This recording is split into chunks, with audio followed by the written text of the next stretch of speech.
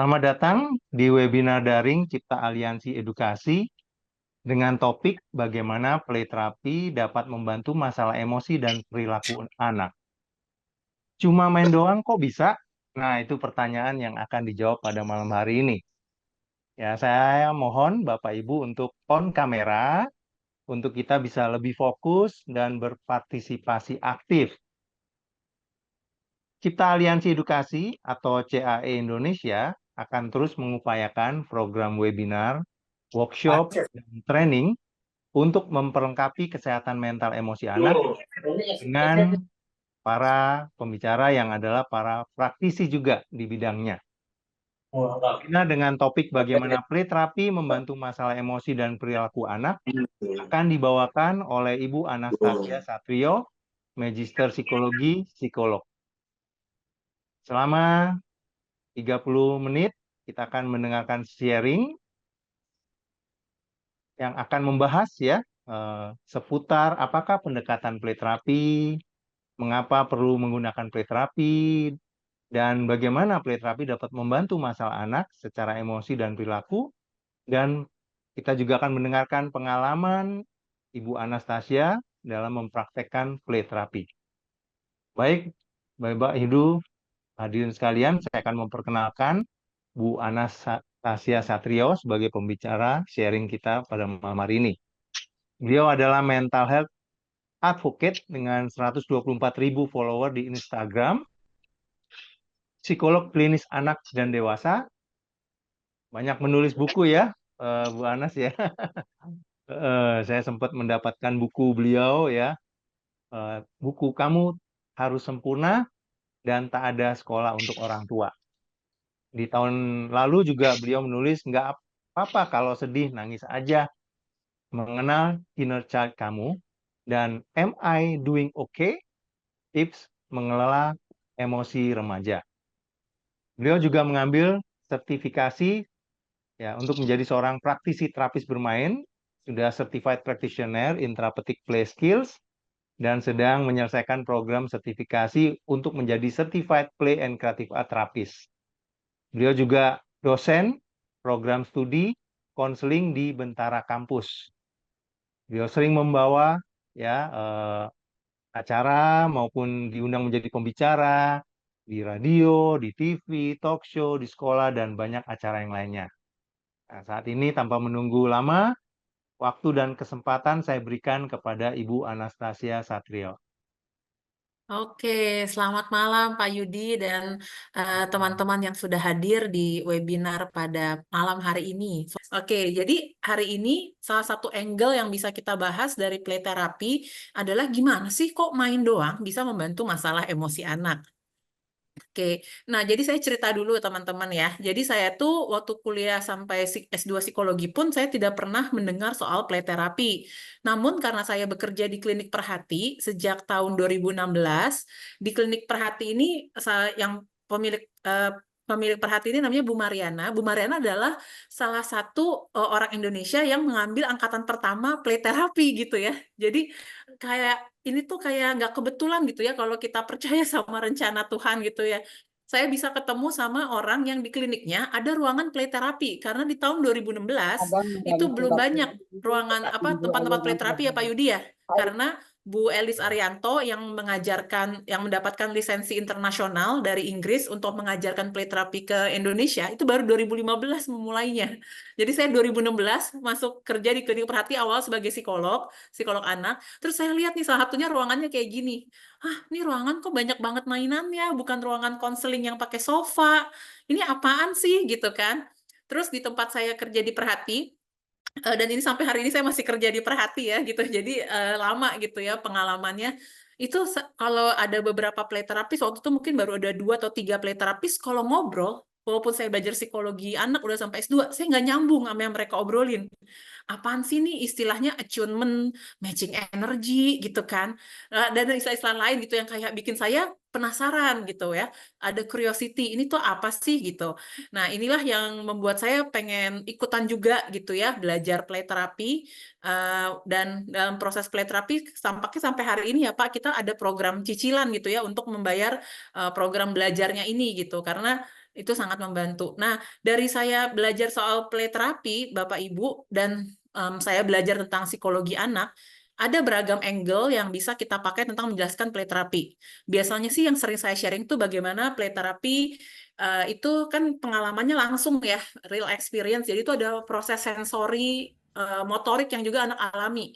Dan 12 hari yang lalu, 2 minggu yang lalu, Dr. Lavinia, itu juga rekan saya di play terapi dan membahas juga tentang story play, juga menjelaskan bagaimana proses bermain yang terapeutik lewat anak hands-on langsung itu secara sensori motorik tuh melatih anak, karena sekarang kita concern tentang stimulasi sensori anak yang ternyata penting untuk regulasi emosi. Nah, tapi hari ini saya mencoba melihat dari angle yang berbeda gitu. Saya nggak tahu nih buat teman-teman yang mungkin awam di bidang kesehatan mental anak, play therapy atau psikologi, ini bahasanya terlalu akademis atau saintifik nggak ya gitu. Tapi nanti saya akan coba lihat alurnya. Mungkin teman-teman juga boleh tulis di kolom chat ya di Zoom ini dengan 100 partisipan di sini. Boleh tulis nggak latar belakang pendidikannya apa atau pekerjaannya apa supaya saya bisa menakar nih. Saya menceritakannya seperti sedalam dan segampang apa supaya mudah dipahami teman-teman. Tapi apapun Silakan. bidang kita, saya percaya dan kita yakin gitu ya, ternyata dengan mendalami isu kesehatan mental atau kita mulai mengenal kayak saya bikin buku tentang inner child, ternyata tuh semua manusia punya kebutuhan emosi dasar yang perlu kita kenali dulu. Kita kan kalau kita ada peribahasa tak kenal maka tak sayang. Pak Yudi ini salah satu yang jago peribahasa nih teman-teman. Jago pantun. Kalau ada yang Betul, ulang Bu. tahun di komunitas play terapi, beliau bisa bikin pantun. Saya nggak bisa teman-teman ya. Saya mendingan suruh webinar gini aja.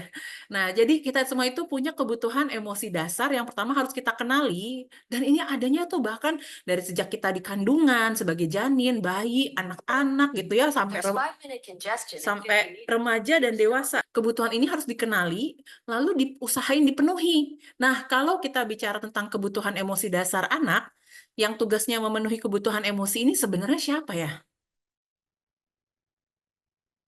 Kebayang nggak? Kira-kira siapa yang harusnya bertugas memenuhi kebutuhan emosi ini? Orang tua. Orang tua, ya. Tapi kita kan datang nih satu generasi, 1, 2, 3 generasi kita nih ya, waktu saya jadi anak-anak, Bapak Ibu jadi anak-anak, orang tua kita tuh udah teredukasi belum sih soal kebutuhan emosi anak? Belum ya, kayaknya di masa-masa itu 1, 2 generasi lalu yang penting jadi orang tua apa? Yang mungkin adalah yang penting anak saya bisa sekolah, anak saya bisa makan ya. Ada nggak sih yang punya pengalaman dari generasi orang tuanya atau kakek neneknya gitu ya? Udah ada tuh pengalaman sore-sore ngeteh, ngobrol, kamu hari ini di sekolah gimana? Kamu lagi suka main sama siapa sih? Kamu lagi suka hobi apa gitu? Ya ada nggak pengalaman setahu saya ada, cuman masih banyak yang minim yang kayak misalnya orang tua juga sangat sibuk karena memang secara survival gitu ya. Kita pertama mungkin banyak survival nih secara ekonomi dulu, apalagi kalau dulu kakek nenek kita, orang tua kita anaknya banyak ya. Kalau anaknya 8 9 boro-boro special time one on one gitu ya. Kita bisa punya makanan yang cukup juga itu udah luar biasa gitu. Itu satu. Yang kedua, karena juga belum ada pemahaman soal emosi, kalau kita merefleksikan pengalaman kita waktu kecil, waktu kita merasa sedih, takut, siapa yang dulu takut tidur sendiri, tapi dipaksa tidur sendiri? Gitu. Atau waktu kita harus tampil pentas di sekolah dan takut banget, tapi apaan sih takut? Maju dong. Adik kamu aja berani, tetangga kamu aja berani, masa kamu enggak gitu ya? Jadi 1, 2 generasi kita juga secara umum nih fenomenanya belum tahu ya kalau ngerasain emosi itu tuh diapain sih yang cara tepatnya selain dipendem atau tiba-tiba nanti reaktif gitu ya. Dan kalau kita belum pernah mengalami, sampai dewasa pun kita kebingungan ngelola emosi gitu ya. Makanya kalau yang sekarang lagi beredar film Inside Out 2, kalau anak-anak kecil kan jadi tahu, ini anxiety aku lagi keluar Miss Anas gitu ya, karena nonton Inside Out 2. Kalau orang dewasa seumuran kita baru gini, oh pantesan saya chaos banget ya pas remaja ya. Ternyata emosinya banyak yang saya nggak tahu gitu ya. Jadi proses pembelajaran kita sama anak-anak zaman now tentang emosi itu beda sekali. Bener-bener kayak langit dan bumi deh. Nah, dari kebutuhan-kebutuhan emosi ini, teman-teman bisa lihat nanti saya akan maju pelan-pelan. Itu ternyata bukan luxury. Kan dipikirnya kalau dulu udah bagus orang tua kamu nyekolahin kamu, udah bagus kamu punya rumah. Kok nggak bersyukur banget jadi anak gitu ya. Nah, tapi ternyata ini kebutuhan emosi itu sepenting orang bernafas, teman-teman, gitu. Dan udah ada banyak penelitian jurnal-jurnal pendukungnya tentang kesehatan mental anak, tentang attachment gitu ya. Jadi pengalaman merasa dicintai tanpa syarat, unconditional love, pengalaman ngerasa dapat perhatian yang benar-benar one on one buat dia, pengalaman ngerasa aman secara emosi, pengalaman ngerasa divalidasi secara emosi, didukung, tapi juga ada batasan yang aman, boundaries itu nomor 6, nomor 7 dapat afeksi gitu kan, kita juga secara budaya kultur gitu ya, budaya Asia, apapun suku teman-teman, rekan-rekan kita tuh nggak terlalu gampang dikasih pujian atau kecil dulu ya. Tapi mungkin kalau dikritik sering gitu, karena itu belum ada ilmunya zaman 1-2 generasi lalu orang tua kita menjadi orang tua gitu. Lalu kebutuhan emosi untuk ngerasa bagian dari keluarga, we are belong gitu ya. Dan kebutuhan ngerasa diapresiasi. Dan kebutuhan emosi ini sangat penting seperti bernafas, dan ini bisa kita bawa sampai dewasa, tapi hari ini kita mau bicara soal ini tuh kebutuhan anak-anak zaman now loh, dan remaja gitu ya. Dan kalau ini nggak terpenuhi gimana dong? Inilah salah satu penjelasan yang bisa dipakai rekan-rekan Bapak Ibu jika menjelaskan kenapa sih kok ada anak yang bermasalah perilakunya gitu ya. Kok ada anak yang bawaannya tuh marah mulu, atau kok ada anak yang kalau cemas mau ada presentasi di sekolah sampai dia sakit perut banget gitu. Atau saya pernah mendapatkan klien, dan ini juga menjalani play terapi bersama saya. Jadi saya ditelepon sama sekolahnya, dibilang, Bu Anas boleh tolong bantu nggak, kami ada murid di sekolah kami yang kami kasih peringatan 3 bulan nih Miss Anas. Kalau 3 bulan dia nggak ada perubahan perilaku, kami keluarkan dari sekolah. Kenapa Bu? Saya tanya gitu kan. Anaknya itu kalau mejanya kegeser, itu dia ditonjok, temennya ditonjok gitu. Nah, waktu saya ngobrol, saya baru paham bahwa dan waktu itu ketemu saya umur SMP ya, 13-14 tahun. Jadi kebayang ya, itu kalau lihat film Inside Out 2 tuh otaknya lagi banyak renovasi gitu ya. Dan pengalaman kebutuhan emosi yang masa kecilnya ini belum terpenuhi karena orang tuanya belum tahu gitu ya. Nah, itu ternyata dia adalah tidak tahu cara membedakan emosi yang marah banget sama yang marah biasa. Jadi pas saya ngobrol, saya bilang, kalau yang Miss Anas tangkap dari ngobrol sama kamu, bener nggak sih? Kayak kamu tuh cuma ada marah banget sama nggak marah sama sekali. Jadi termometer emosi 1-10 waktu awal sebelum play terapi belum ada.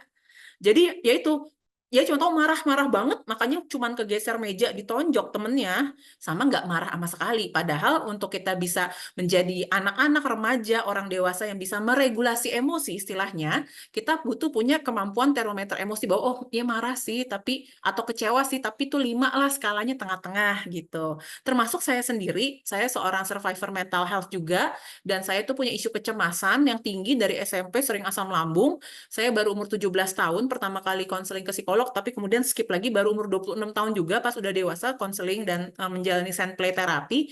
Itu saya juga baru sadar, oh saya sebagai orang dengan kecemasan tinggi, ternyata saya tuh juga dulu cuma adanya cemas banget sama nggak cemas sama sekali. Tengah-tengah cemas tuh nggak ada gitu. Kalau dulu nih misalnya tiba-tiba nggak bisa pulang macet, wah udah cemasnya udah tinggi banget. Tapi sekarang oke, udah cemasnya reda sehingga solusinya mikir, oh ya udah deh saya izin dulu di klinik sampai malam walaupun sekarang lagi nggak ada orang gitu. Jadi itu yang kita lihat bahwa oh kebutuhan emosi ini di masa anak-anak dan remaja saat ini di dunia dan di Indonesia, kita bersyukur sekali ada pendekatan play terapi untuk membantu ini. Jadi saya berharap selain kami mempromosikan tentang pentingnya play terapi, atau bagi teman-teman yang berminat ikut menjadi play terapis dengan program belajar kuliahnya tuh 15 hari ya, jadi biasanya dibagi dalam 3 bulan atau 5 bulan, nanti Pak Yudi yang bisa lebih jelasin mekanisme perkuliahan play terapi sekarang. Tapi paling nggak dari ikut webinar hari ini, saya berharap Bapak Ibu dan rekan-rekan tuh jadi tahu nih ada kebutuhan-kebutuhan emosi yang perlu dipahami dan dipenuhi kebutuhannya. Ibaratnya bahasa zaman sekarang apa, tangki cinta ya.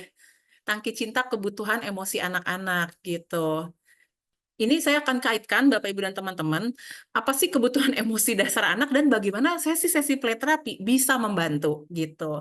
Semoga saya nggak kelihatan kayak orang jualan asuransi ya, tapi ini beneran real dari riset dan sains yang saya pelajari 7 tahun terakhir sebagai play terapis tuh ternyata luar biasa sekali. Makanya saya amazed juga nih ya kalau ini tuh bener-bener hal yang penting sekali gitu ya. Jadi yang pertama kita pasti tahu dong, anak tuh punya kebutuhan untuk mendapatkan kasih sayang. Tapi kasih sayang yang kayak gimana? Ternyata dari penelitian kita menemukan bahwa anak-anak tuh butuh kasih sayang tuh yang konsisten, yang terus-menerus ada dari sisi waktu, energi kita. Sementara kita sadar ya hidup jadi orang dewasa, bekerja maupun di rumah tuh kan capeknya luar biasa ya. Gimana energi kita bisa stay stabil gitu ya. Dan kehadiran kita secara fisik itu juga perlu hadir gitu. Apalagi usia anak-anak yang mungkin di bawah 10 tahun ya, mereka tuh sangat butuh merasa dicintai kalau orang tuanya hadir secara fisik atau pengasuhnya, caregivernya hadir secara fisik gitu. Jadi kasih sayang yang konsisten itu membantu anak merasa dicintai dan diterima. Cara gampangnya gini Bapak Ibu dan teman-teman, ada nggak sih yang dulu mulai jatuh cinta, jatuh hati sama temen yang kayaknya konsisten aja kasih perhatiannya gitu. Itu bisa dijelaskan secara neuroscience otak gitu ya, neuropsikologi otak. Kita tuh suka sama yang konsisten gitu. Karena kalau nggak konsisten tuh kayak ya hari ini istilah zaman sekarang apa love bombing ya. Nanti ada periode dicintai, dikasih perhatian, diajak jalan, dikasih hadiah, tiba-tiba 2 minggu dia hilang. Wah, itu langsung rasanya kita sakau tuh di otak ya. Itu bisa dijelasin secara neuroscience karena tiba-tiba dopamin kita ngedrop gitu. Nah, di sesi play therapy atau yang kita bilang sama anak-anak tuh namanya special time. Kenapa sih special? Ini yang ngajarin Bu Elis Arianto gitu ya.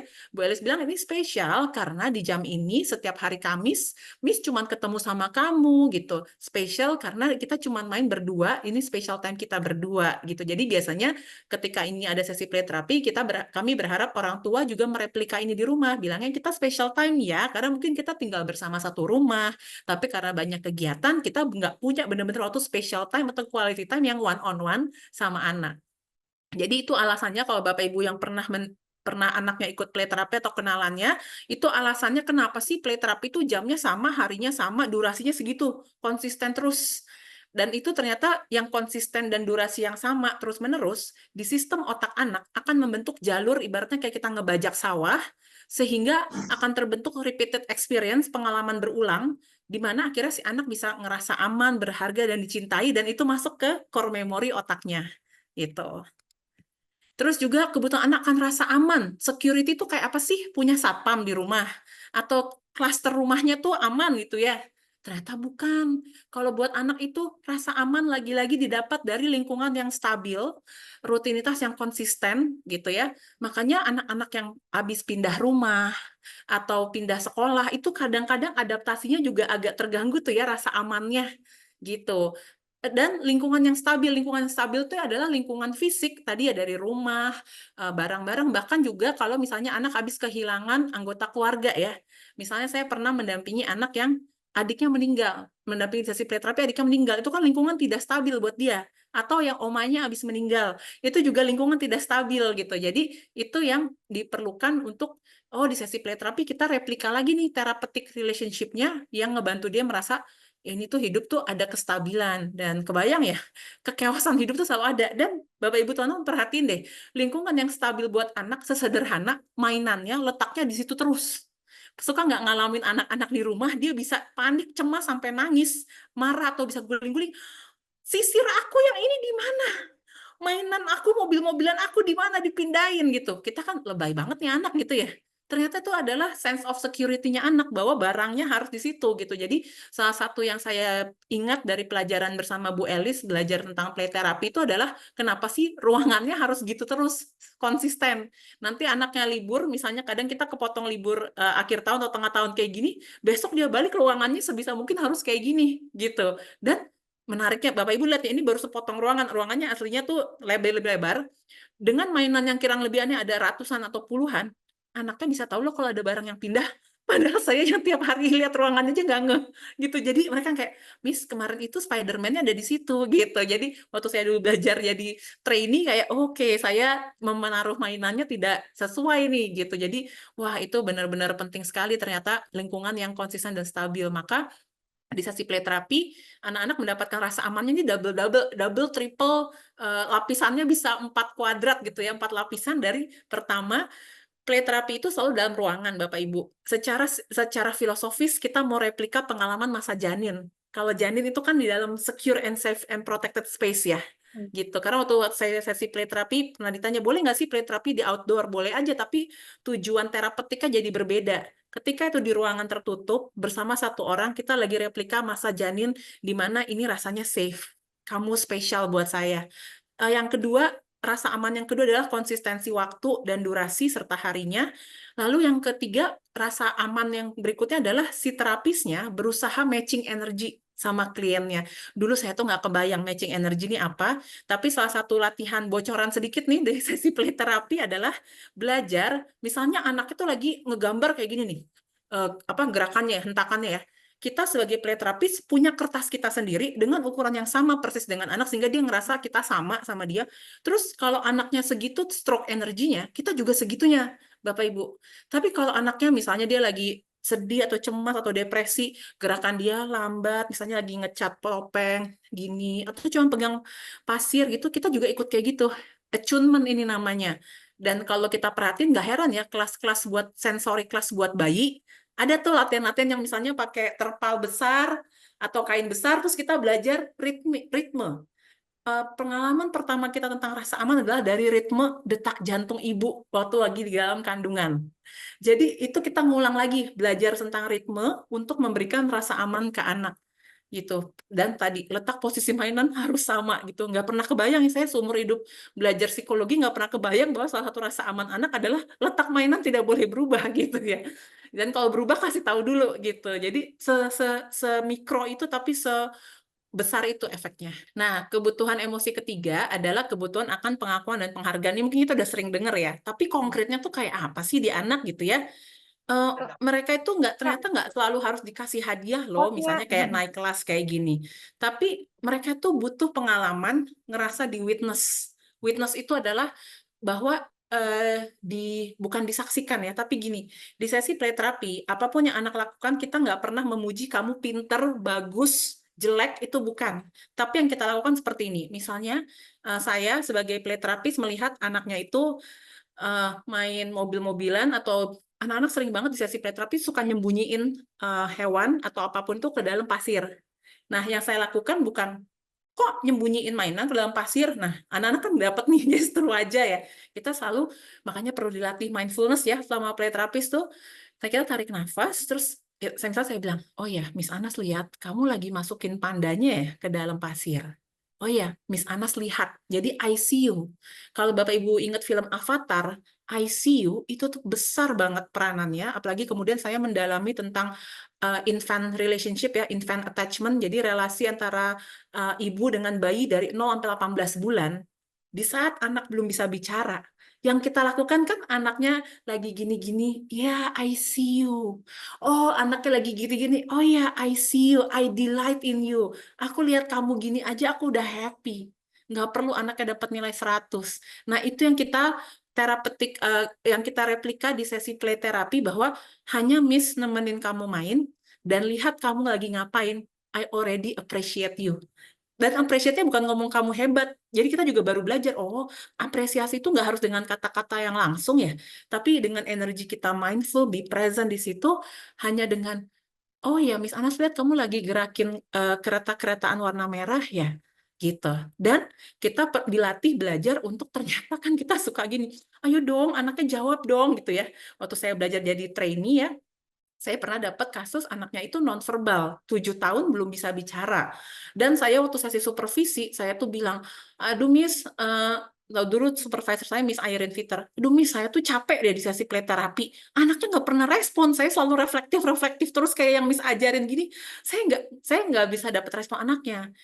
Ternyata sebagai play terapis, atau mungkin juga sebenarnya sebagai orang tua, kita perlu berlatih memproses diri bahwa nggak boleh ada harapan bahwa anaknya akan menjawab suatu hari.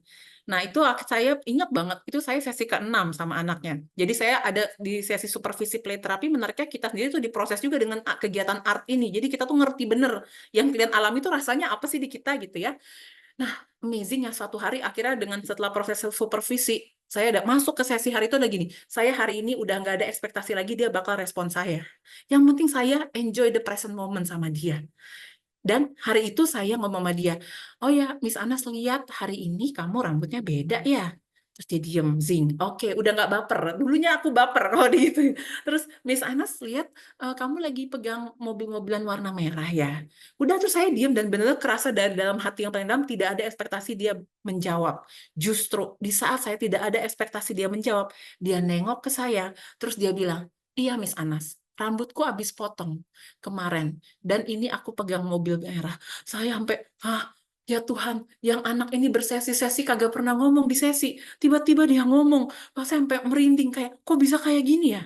Ternyata tuh the power of non-directive play di play therapy dan power bahwa kita nggak ada ekspektasi, itu kan susah ya. Ini bener-bener jadi pelajaran spiritual juga ya, jadi play terapis maupun jadi orang tua. Makin kita punya ekspektasi, anaknya nggak berubah. Makin kita lepasin ekspektasi, bener-bener konkretnya surrender di sebuah ajaran agama, makin kita bisa surrender, bener-bener anaknya berubah. Nah, itulah yang ternyata diperlukan untuk anak ngerasa diakui lewat being present, mindful, dan tadi reflective communication tentang apa yang anaknya lakukan. Gitu. Iya, Mungkin saya berhenti dulu di sini karena iya waktunya udah boleh. habis.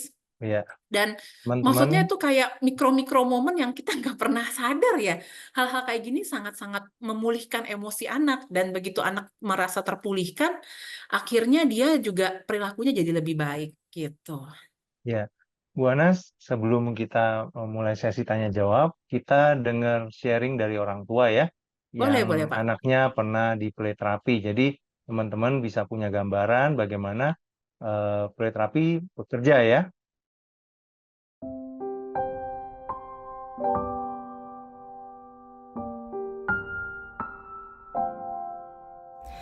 Halo, salam kenal. Saya Mercy, ibu dari 3 orang anak, 2 laki-laki dan 1 perempuan dengan usia 22 tahun, 18 tahun, dan 17 tahun. Sebelum berbagi cerita lebih jauh, saya percaya sebagai orang tua, kita sangat senang diberi kepercayaan mendampingi anak-anak kita. Sebagai ibu tunggal di saat anak-anak masih TK dan SD, kami berempat banyak belajar mengenai karakter satu sama lain yang awalnya rumit buat saya. Mengenal 3 pribadi dengan karakter yang berbeda, yang kinestetik, ada yang cuek, lalu ada yang full sensitif. Mula-mula memahami anak ini butuh waktu. Diskusi dengan teman-teman yang kebetulan mengerti tumbuh kembang anak. Struggle-nya sampai masuk fase dewasa. Perkenalan anak-anak ini dengan play terapi cukup menarik. Berawal sebagai ibu mencari tahu membawa ke tempat konsul tumbuh kembang, sampai akhirnya punya keyakinan bahwa seorang ibulah yang sempurna menjadi pendamping atau terapis buat anak kita. Sampai bertemu dengan salah satu terapis di play terapi yang mengajak anak-anak berproses untuk mengikuti play terapi. Siapa sih yang gak suka main? Semua suka, apalagi anak-anak ya. Mereka minta tambah lagi waktunya dan mulai timbul keceriaan. Lebih happy, banyak bercerita, punya imajinasi, dan hal itu yang diceritakan selesai melakukan play terapi. Sebelumnya mereka berbeda, lebih tertutup, takut bicara dengan orang lain, sehingga di sekolah gak berani bertanya ke guru kelas. Saat mereka bermain sendiri, tidak ada interupsi. Menjadi dirinya sendiri dan memahami keinginan mereka. Proses ini membantu fokus mereka. Memahami keinginan diri sendiri dan memahami tanggung jawabnya. Sampai hari ini di usia anak-anak yang menuju dewasa, mereka masih mengingat momen bermain pasir, membuat bangunan, melukis, yang jadi kegiatan saat sesi terapi bermain. Bahkan kegiatan itu masih dilakukan jika lagi banyak tugas atau sedang alami emosi yang tidak stabil. Mereka memahami cara untuk menghadapi. Ada momen yang mereka minta jangan diganggu. Aku mau sendiri dan berpikir. Setelah itu mereka lebih calm dan renew hatinya. Mungkin ada saat kita gak tahu harus bagaimana dengan anak kita. Tapi mereka punya skill dan gift dari Sang Maha Pencipta untuk keluar dari rasa atau masa yang sulit. Yang perlu kita bantu keluarkan potensinya dan tidak ada kata terlambat untuk itu.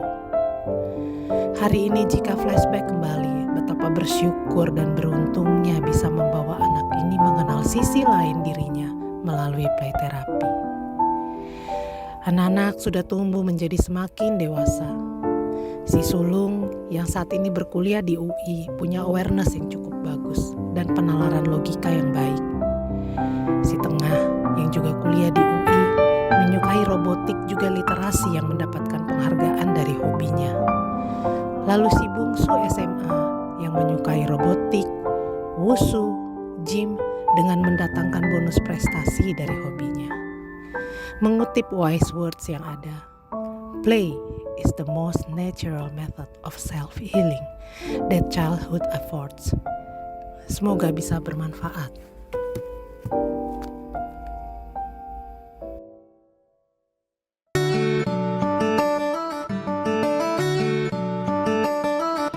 My experience joining play therapy was great because I was allowed to do things I want in the room. Before play therapy, I couldn't express myself, especially when I was angry. I couldn't tell my parents how I felt. Sometimes I would just lock myself in the room. But after play therapy, I felt better and happier. Oh yeah, I also remember before I could not focus for a longer time. Now I could. I think play therapy is important for kids because it could help them calm down, more confident, focus, and just be themselves. In the room, there's like lots of toys like puppets, sand, drawing tools, minifigures, music tools, masks, and tent. The most important thing is there is my favorite therapist. My favorite things in the room is everything except puppet. I love dry sand, minifigures, the tent, drawing tools. I love drawing the planes and play with the minifigures on the floor. Overall, play therapy is so awesome.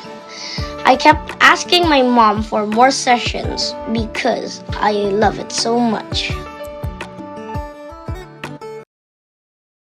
Ya, tadi kita mendengarkan sharing dari seorang ibu yang anaknya play terapi sekitar 9 tahun yang lalu ya, teman-teman. Jadi ini kebahagiaan buat kita ya, terapis bermain ketika anak yang kita bantu mereka terus berkembang. Secara emosi mereka semakin lebih baik dan mereka bisa berprestasi ya dalam kehidupan mereka. Silakan Bu Anas, ini ada banyak pertanyaan yang sudah masuk ya. Iya, nih pertanyaannya banyak sekali. Kita sampai 8:05 ya hari ini ya, Pak ya. Iya, kita tambah 5 menit ya. Iya, Teman-teman. semoga bisa menjawab. Ya. Oke, kita langsung mulai aja ya dari yang Ibu Mariam ya di sini ya. Ya, boleh Bu. Izin bertanya, apa kapasitas yang dibutuhkan untuk bisa jadi play terapis? Apakah harus selesai dengan masalah yang ada pada diri sendiri? Nah, Pak Yudi ini sudah lama senior saya di angkatan play terapinya dan banyak mendampingi setiap proses penerimaan murid. Apa sih kita bilang kalau di play terapi, penerimaan peserta untuk sertifikasi play terapi ya. Mungkin Pak Yudi bisa bantu jawab, Pak, kapasitas Iya, untuk play iya. terapi secara umum dari 21 angkatan sekarang ya, itu apa aja sih, Pak? Iya, memang kalau background secara pendidikan perlu dari yang berhubungan, psikologi pasti ya, konseling, kedokteran, keterapisan, keperawatan, pendidikan juga bisa, kerja sosial itu juga bisa. Ya, jadi kalau teman-teman memang punya background yang berhubungan, bisa langsung meng-apply ya. Atau tidak punya background, minimal 2 tahun sudah bekerja dengan anak. Itu sebagai syarat yang harus ya, kalau memang background-nya tidak berhubungan. Untuk kesiapan diri sendiri pastinya kita akan lihat untuk praktek apakah sudah siap. Jadi walaupun kita sudah mengikuti training, kalau kita secara pribadi masih secara emosi ya, labil ya, kita juga ada banyak hal yang perlu dibereskan, akan disarankan untuk personal terapi dulu. Itu jawabannya. Dan saya sendiri masih menjalani sesi supervisi 2 minggu sekali dan saya sendiri ada sesi konseling dengan psikoterapi saya gitu. Dan terakhir supervisor saya, jadi supervisor di play therapy itu per 50 jam kita praktek dan 100 jam kita praktek, itu akan membuat kayak report gitu, evaluasi tentang si trainee ini gitu. Dan di laporan tuh supervisornya juga bilang kayak, oh ya, Anas ini masih direkomendasi untuk melanjutkan personal terapi gitu. Jadi sangat-sangat memungkinkan kita terus memproses personal issue kita, inner work kita bilang gitu ya. Dan kita tetap bisa praktek play terapi dan jika dirasakan nanti supervisornya juga punya pemahaman akan spektrum kesehatan mental. Nah itu tadi, oh kayaknya kamu fokus ke memproses diri dulu ya. Nanti mungkin 3 bulan lagi kamu bisa ambil klien yang seperti itu. Gitu. Jadi itu sangat-sangat aman proses seperti ini di play terapi. Pertanyaan berikutnya dari Bu Ani, apakah seorang ibu bisa ikut belajar play terapi untuk menterapi anak sendiri? Gimana Pak Yudi jawabannya? Ya, secara kode etik tidak bisa menterapi anak sendiri ya. Jadi kita bisa meminta tolong teman ya, yang sudah belajar juga ya untuk bisa membantu anak kita. Anak saya Mm-mm. sendiri diterapi oleh teman saya ya, seperti itu. Iya, dan juga ada kode etik di play terapi di mana kalau ada kakak beradik itu terapisnya nggak boleh satu orang yang sama gitu. Ya. Karena kita kan memasuki dunia inner world, di dunia dalamnya anak ya. Jadi nanti jadi subjektif kalau satu orang terapis saya pegang kakaknya, adiknya di waktu bersamaan gitu ya. Jadi waktu itu kami pernah punya 3 kakak beradik yang tiap anak ini punya terapis masing-masing. Oke, pertanyaan berikutnya dari Bu Meikian. Halo Ibu, kalau sebagai orang awam, play terapi itu seperti apa ya untuk anak-anak? Sesederhana tadi quality time 15 menit atau 30 menit, kita duduk bersama anaknya, apa namanya, tergantung nih ya. Jadi kalau play terapi juga saya baru tahu belakangan tuh banyak banget alirannya. Kalau aliran yang dari Cipta Aliansi Edukasi yang dari play terapi UK ini tuh non-directive. Jadi apa yang mau anak itu lakuin tuh ngikutin following the child. Hari itu anaknya mau ngapain? Sekedar enggak aku pengen makan biskuit bareng-bareng berdua gitu, atau tadi aku lagi mau baca mama situ ya, tapi kita benar-benar intensinya 15-30 menit tuh bersama gitu, boleh banget kayak gitu. Yang menariknya yang sering saya temukan, anak-anak sampai usia SMP pun gitu ya, 14-16 tahun SMA awal, atau bahkan si SMP yang kita pikir oh kayaknya udah gede nih ya, kayaknya sukanya ngobrol, diskusi. Kalau sesi play terapi balik lagi mainnya slime, balik lagi main pasir gitu. Jadi ketika kita following the child, malah si anak itu jadi melakukan hal-hal yang memenuhi kebutuhan emosinya gitu. Jadi dan kalau ini belum jadi budaya yang biasa di keluarga, sesederhana kita mengintensikan 15-30 menit ini aku bersama kamu. I'm be there with you. Itu aja anak udah dapet tuh bias-bias rasa. So ini play terapi agak main level energi gitu ya. Jadi dia bisa ngerasain anaknya energinya, kita di sini bener-bener buat dia atau kita ngelakuin yang lain gitu. Dari Vikolbi Pohan izin bertanya, kapan urgensi anak perlu play terapi? Mungkin Pak Yudi bisa bantu jawab, Pak. Ya, sebenarnya kita jangan menunggu kasus anak atau masalah problem anak berat ya. Semakin dini ya, sebelum mereka mengalami trauma, sebelum mereka mengalami gangguan, anxiety, depresi, lebih baik kita pastikan ya, melalui bisa menghubungi misalnya klinik, terapi klinik tumbuh kembang, atau bisa ke dokter atau psikolog. Biasanya mereka tahu kok, memang kalau masalah emosi mereka akan sarankan, rekomendasikan ke play terapi. Ya, kalau memang terkait ya dengan emosi, mental, perilaku kayak gitu. Oke. Usia Ya, dari 4 tahun ya Bu ya, ya kita dari sudah 4 bisa tahun. minimal. Oke. Dan bisa juga menjawab pertanyaan yang berikutnya adalah ini bisa untuk anak-anak berkebutuhan khusus. Tapi kita cari play terapisnya memang terbiasa. Misalnya ada rekan play terapis saya yang lumayan sering dapat anak-anak di spektrum autisme yang bahkan nonverbal gitu ya. Itu kalau play terapisnya udah punya jam terbang di kasus itu bisa play terapi gitu. Terus berikutnya adalah peranan orang tua kalau anaknya sesi play terapi apa nih? Mungkin saya akan jawab, Pak Yudi, nanti silakan tambahkan ya. Ya. Sepengalaman saya sampai saat ini, peranan orang tua tuh analogi gampangnya gini, Bapak, Ibu, dan rekan-rekan. Ketika ada isu emosi atau kebutuhan emosi yang tidak terpenuhi, secara emosi tuh, apalagi kita sebagai orang tua juga belum paham kebutuhan emosi, kita tuh kayak ada gap yang jauh sekali ya. Ini bayangin, ini anaknya di sini, orang tua di sini. Orang tua nggak tahu caranya masuk ke kebutuhan emosi anak anak juga kan bahasanya terbatas ya. Dia mau bilang, aku tuh butuh quality time sama mama. Itu kan kayak nunggu dia udah agak gedean ya. Tapi waktu kecil dia kan cuman guling-guling, nangis, kita lagi pegang kerjaan dia narikin baju kita, apaan sih ini anak gitu kan ya.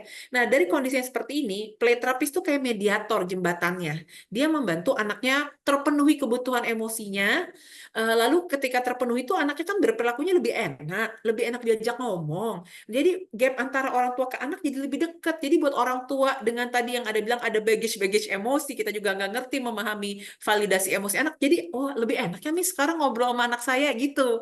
Jadi tugasnya orang tua adalah nanti mengikuti sesi-sesi parent review per 6 sesi, per 12 sesi. Sangat-sangat bagus sekali kalau orang tuanya juga mau menjalani sesi konseling buat mereka sendiri, karena kita kan tadi ya punya baggage emosi, atau ikut workshop. Sekarang kan sangat bersyukur banyak sekali workshop pelatihan untuk orang dewasa belajar kenal emosi, memproses emosinya sendiri, atau sekedar belajar latihan mindfulness atau melakukan self-care, apapun yang ngebantu orang tua, karena isu menangani anak itu butuh ketenangan energi sih, dan itu kan butuh dilatih dan bisa dilatih gitu ya. Jadi orang tua sangat membantu itu di area itu. Play terapi, kabar gembiranya tidak hanya untuk anak-anak. Buat play terapis yang sudah melanjutkan perjalanan nih kayak belajar kungfu gitu ya, ke diploma play terapi, itu bisa menangani orang dewasa. Dan Pak Yudi salah satu play terapis yang bisa menangani orang dewasa, baik laki-laki maupun perempuan gitu kan. Bapak-bapak banyak loh yang butuh ya Pak ya, belajar connect sama emosinya dia, supaya bisa connect sama emosi anak, dan kadang-kadang butuh play terapisnya laki-laki ya supaya bisa relate nih gitu ya, pengalaman dibesarkan sebagai laki-laki. Nah Pak Yudi nih salah satu pentolan andalan kita nih buat membantu play terapi orang dewasa, terutama buat bapak-bapak, buat laki-laki gitu. Iya. Berikutnya dari Dewi Hervi, apakah play terapi dengan terapi di klinik terapi yang sama? Kayaknya beda. Makanya kita kan juga kadang di Indonesia tuh ada isu dengan literasi ya. Kadang namanya terapi, tapi beneran nggak sih gitu kan? Tukang pijit aja kadang dipanggilnya terapis, padahal ini play terapi, terapis bermain juga gitu. Kebetulan kalau di klinik Perhati, selain play terapi, kami ada terapi sensori integrasi, terapi wicara. Nah, itu berbeda, Bapak Ibu teman-teman, tapi ditanyain aja nanti ke kliniknya, kan mungkin sebagai orang awam nggak ngerti ini apa ya gitu. Jadi nanti bisa ditanyain. Berbedanya lebih ke pendekatan relationship terapeutika dan bagaimana si terapisnya diproses. Bapak Ibu, kalau teman-teman saya yang muslim bilang sesi belajar play terapi itu kayak di ruqyah. Kalau buat saya yang agamanya Katolik, saya ngerasa ini kayak retret sambil belajar, karena asli kita tuh diproses banget untuk bisa ketemu sama titik level dasar kebutuhan emosi anak. Pengalaman masa kecil kita harus diproses juga lewat pendekatan art di sesinya gitu. Jadi wah itu seru sih, benar-benar mengubahkan diri sebagai pribadi juga belajar play terapi itu. Terus berikutnya Cindy Tanuwijaya, bagaimana kita tahu terapi macam apa yang dibutuhkan oleh seorang anak, terutama yang berkebutuhan khusus. Nah, biasanya kalau di klinik tumbuh kembang, terutama sekarang itu udah lebih banyak klinik tumbuh kembang yang ada play terapi, tapi ada terapi sensorinya.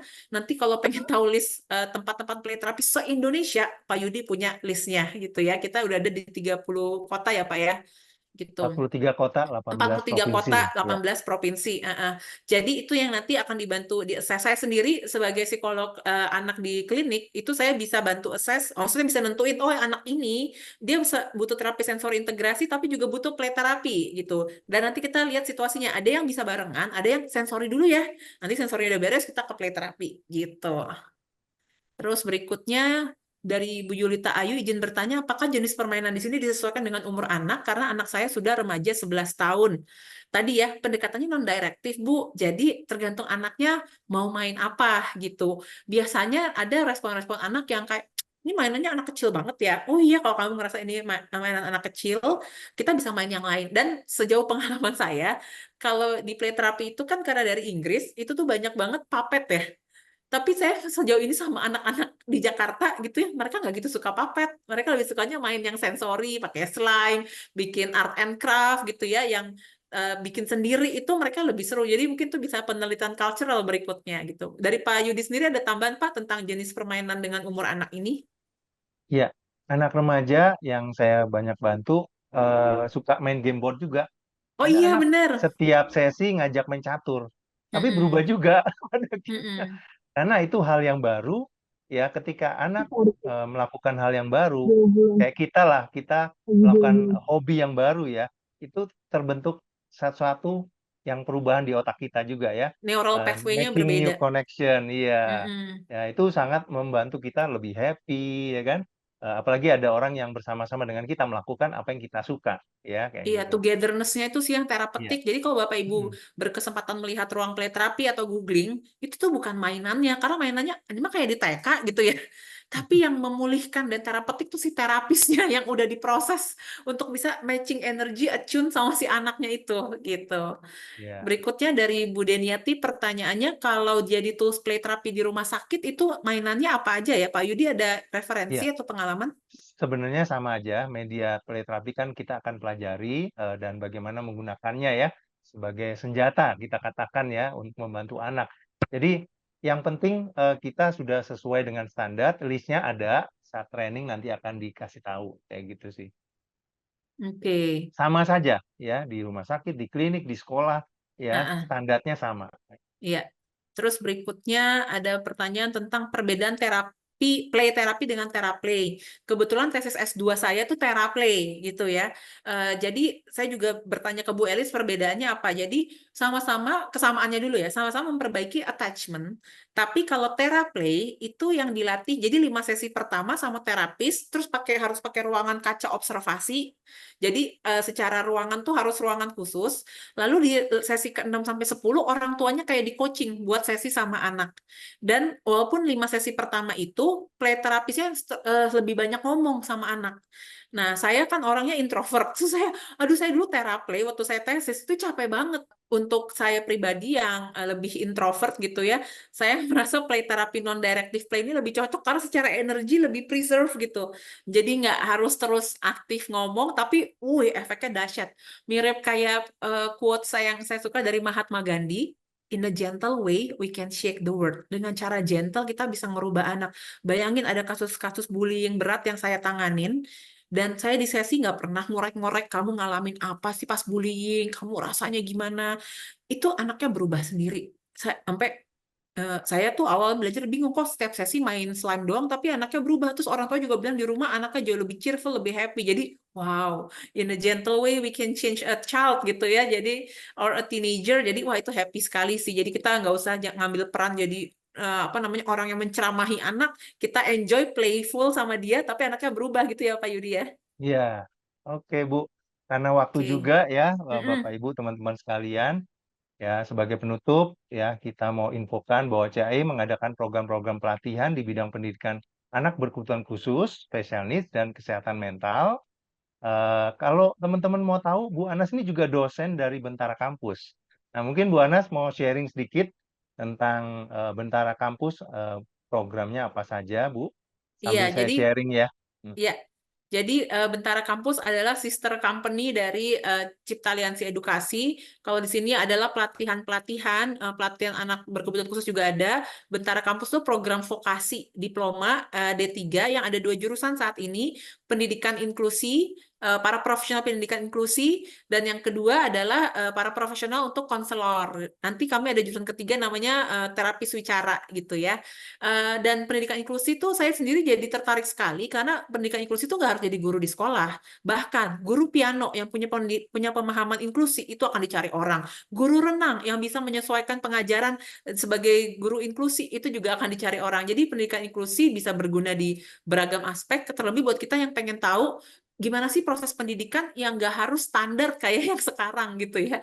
Jadi itu besar banget harapannya supaya bisa saling mempengaruhi. Dan anak-anak yang punya isu inklusi, sensori, neurodivergent, itu kan isu kesehatan mentalnya juga berbeda. Nah itu belajar di para profesional konselor atau konseling terapan di Bentara Kampus. Proses kuliahnya 3 tahun dan bisa diikuti oleh orang-orang yang sudah profesional karena perkuliahannya ada yang di jam setelah pulang kerja. Tapi buat teman-teman yang baru lulus SMA, SMK juga sangat terbuka. Bisa ikuti follow Bentara Kampus, @Bentara Kampus untuk info-info lebih lanjut. Dan kebetulan saat ini kami lagi membuka program untuk mahasiswa baru sampai 30 Agustus. Jadi kalau yang pengen tahu boleh ke Instagram Bentara Kampus. Terima kasih banyak Pak Yudi. Ya, baik. Terima kasih Bu Anastasia Satrio untuk sharingnya.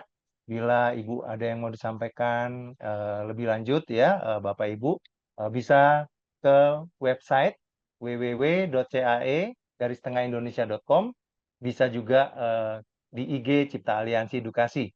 Ya, semoga dengan webinar daring hari ini membantu kita ya dapat memahami pendekatan play therapy lebih baik lagi.